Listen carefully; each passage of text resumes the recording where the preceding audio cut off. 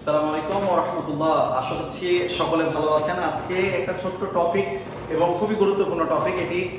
যারা আমার HSC student এবং ছোট ভাই বোনেরা আছেন তাদের জন্য এটি খুবই কার্যকর হতে পারে। আজকে আমরা একটু ফ্লো চার্ট নিয়ে শেখার চেষ্টা করব।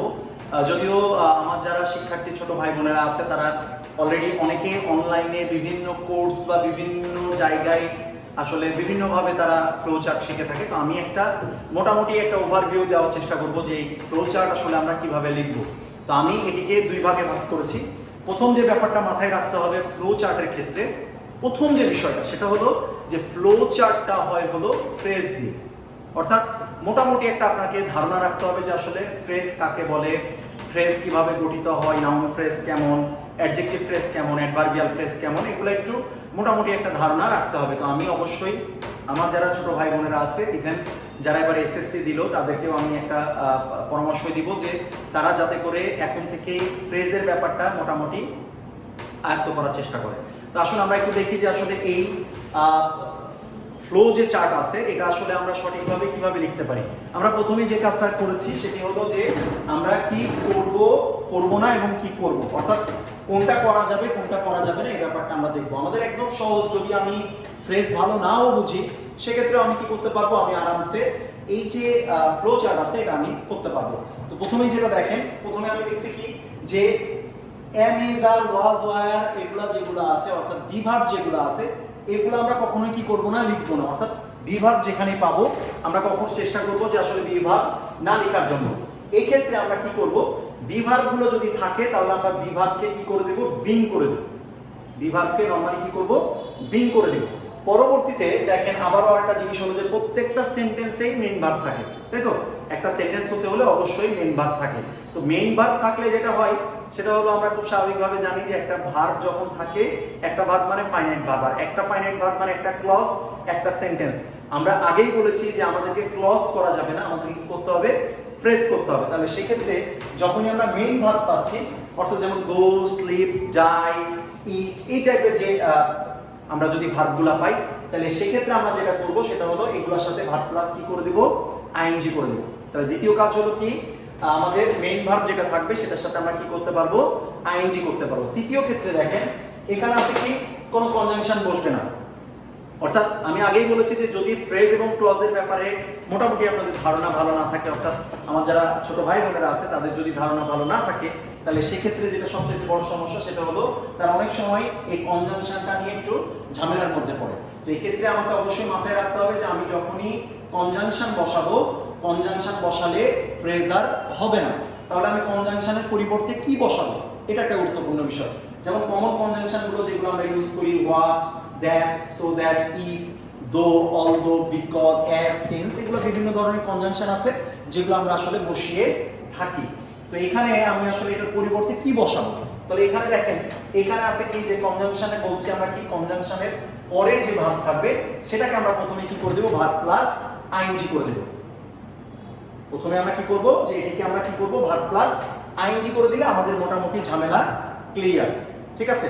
তাহলে আমরা যদি কনজাংশনের পরে যে ভার্ব আছে এটাকে আইএনজি করে দিই তাহলে আমাদের এই সমস্যাটা শেষ হবে এবং কনজাংশন যেটা থাকবে সেটাকে আমাকে উঠাই দিতে হবে। এখন এটা আমি উঠিয়ে দিয়েও করতে পারি, অথবা এই কনজাংশনের পরিবর্তে আমি কি বসাতে পারি, প্রিপজিশন বসাতে পারি।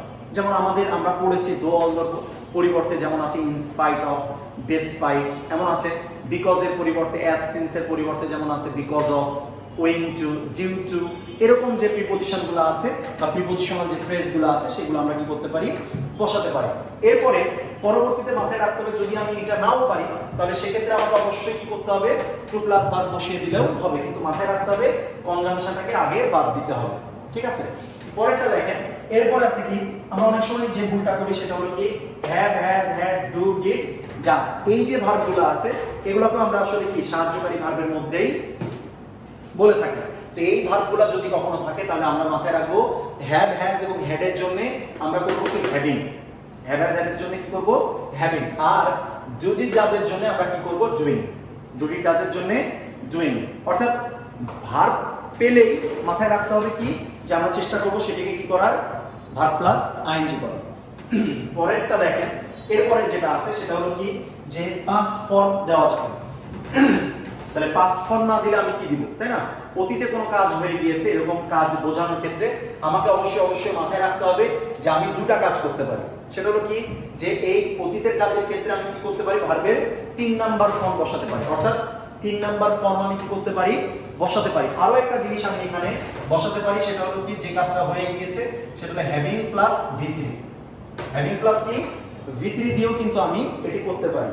পরে যেটি আছে, অর্থাৎ যে কাজ হয়ে গিয়েছে সে কাজে আমি কি করতে পারি, হ্যাভিং প্লাস V3 অথবা ভার্বের 3 নাম্বার ফর্ম বসিয়ে সেটি আমি করতে পারি, অর্থাৎ পার্টিসিপল করে। পরে যেটি আছে দেখেন, এরপরে যদি ফিউচারে কোনো কাজ বোঝায়, অর্থাৎ কেউ একজন ফিউচারে কোনো কাজ করতে যাচ্ছে বা করবে বা করার পরিকল্পনা আছে, তাহলে সেক্ষেত্রে আমরা আসলে উইল বা শ্যাল যদি থাকে তাহলে সেক্ষেত্রে আমরা কি দিব, তো উইল গো বা উইল ডু এর ক্ষেত্রে মাথায় রাখবো যে আমরা ভবিষ্যতের কোনো কাজের ক্ষেত্রে প্রথম যে কাজটি করব সেটা হলো কি, to plus verb. To plus কি দিয়ে করব, ভার্ব দিয়ে করতে পারি।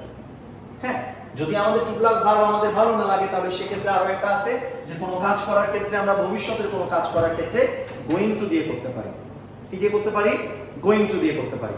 পরবর্তীতে এখান থেকে অবশ্যই মাথায় রাখতে হবে ফিউচারের কাজ মানে কিন্তু টু প্লাস ভার্ব অথবা কি, গোয়িং টু। পরবর্তীতে 7 নম্বরে একটা লেখা আছে যে অনেক সময় আমাদের কনফিউশন হয়, মানে অনেক সময় আমরা টেনশনে পড়ে যাই যে আসলে আমরা কি করব, যে অনেক সময় দেখা যায় অনেকগুলা নাউন থাকে, অনেকগুলো নাউন একটার পর একটা করে থাকে। তো এটিকে আমরা নরমালি জানি যে একটা নাউন দিয়ে যদি কোনো ফ্রেজ শুরু হয় এবং শেষে যদি নাউন থাকে তাহলে সেক্ষেত্রে সেটি হলো কি, নাউন ফ্রেজ হয়ে থাকে। তো স্বাভাবিকভাবে আমরা অনেক সময় দেখা যায় যে নাউনের পরে ভার্ব দেওয়া আছে, নাউনের পরে কি দেওয়া আছে, ভার্ব দেওয়া আছে। তো আমরা যদি নাউনটাকে ইউজ করতে চাই, নাউনকে যদি ইউজ করতে চাই তাহলে সেক্ষেত্রে নাউনের সাথে আমরা কি লিখতে পারি, অ্যাপোস্ট্রফি এস লিখতে পারি। অ্যাপোস্ট্রফি কি, এস। যেমন আমি যদি বলি যে he is sick, he is কি, সিক, অর্থাৎ মানে কি, সে হয় কি, সে হয় অসুস্থ, তাই তো? এটাকে আমি কি করতে পারি, যে এটাকে আমরা যদি এখানে লিখি তাহলে কি, হি বা হিজ সিকনেস লিখতে পারি, অথবা হি বিং সিক বা হিজ বিং সিক, এটা লিখতে পারি। তো এই ক্ষেত্রে মাথায় রাখবেন যে আমরা যখনই আমরা এই ফ্লো চার্ট করব অবশ্যই আমাদেরকে এই বিষয়গুলো মাথায় রাখতে হবে এবং এগুলা আমাদেরকে সবসময় বাদ দিয়ে কি করতে হবে, কাজ করতে হবে। এখন দেখা গেল যে আমাদের অনেক সময় দেখা যাচ্ছে যে হলো পার্টিসিপল দিয়েও করতে হচ্ছে, অর্থাৎ এগুলা যেগুলো আছে অধিকাংশই কিন্তু আমি কি দিয়ে দেখিয়েছি, পার্টিসিপল দিয়ে দেখিয়েছি। কারণ ফ্রেজ হয় সবসময় কি, নন ফাইনাইট ভার্ব দিয়ে। আর নন ফাইনাইট ভার্ব আমরা ছোটবেলা থেকে পড়ে আসছি, সেগুলো হলো কি, টু প্লাস ভার্ব অর্থাৎ infinitive, gerund, verb plus ING যেটা নাউনের কাজ করে, এবং আরেকটি হলো কি, পার্টিসিপল। এই পার্টিসিপলটা কি, অ্যাডজেক্টিভের কাজ করে। তো এই পার্টিসিপলকে আবার কি 3 ভাগে ভাগ করা হয়, প্রেজেন্ট পার্টিসিপল, পাস্ট পার্টিসিপল এবং কি, পারফেক্ট পার্টিসিপল। তো এগুলার ব্যাপারে মোটামুটি একটা ধারণা যদি থাকে তাহলে যে কোনো স্টুডেন্টই কিন্তু এই ফ্লো চার্ট সম্পর্কে ভালো একটা কি করতে পারে, মার্কস তুলতে পারে। এবং এখানে খুবই মজার ব্যাপার হলো যে খুব অল্প লেখাতেই কিন্তু মার্কসটা একদম 1-এ 1 অর্থাৎ 5-এ 5 পাওয়ার সুযোগ থাকে। তাই আমি আমাকে যারা এতক্ষণ দেখলেন বা যারা পরবর্তীতেও দেখবেন তাদেরকে অবশ্যই আমার পরামর্শ থাকবে যে আপনারা ফ্লো চার্টের ব্যাপারে অবশ্যই আমি যেগুলো বলেছি মোটামুটি আমার মনে হয় না যে অন্যান্য আপনারা যেখানে দেখেছেন এইভাবে হয়তো বা তারা করে কিনা আমার খুব একটা ভালো জানা নেই। তো এই জিনিসগুলো যদি আপনি ফলো করতে পারেন বা যে কোনো আজকে যদি আপনি এটা দেখার পরে কোনো একটা চ্যাপ্টার ধরে আপনি যদি করা শুরু করেন, আপনি দেখবেন যে আসলে কোনগুলা ভুল হচ্ছে, এগুলো হলো ভুল, আর এভাবে করলে কি সঠিক। তো এই বিষয়টা আপনারা অবশ্যই মাথায় রাখবেন।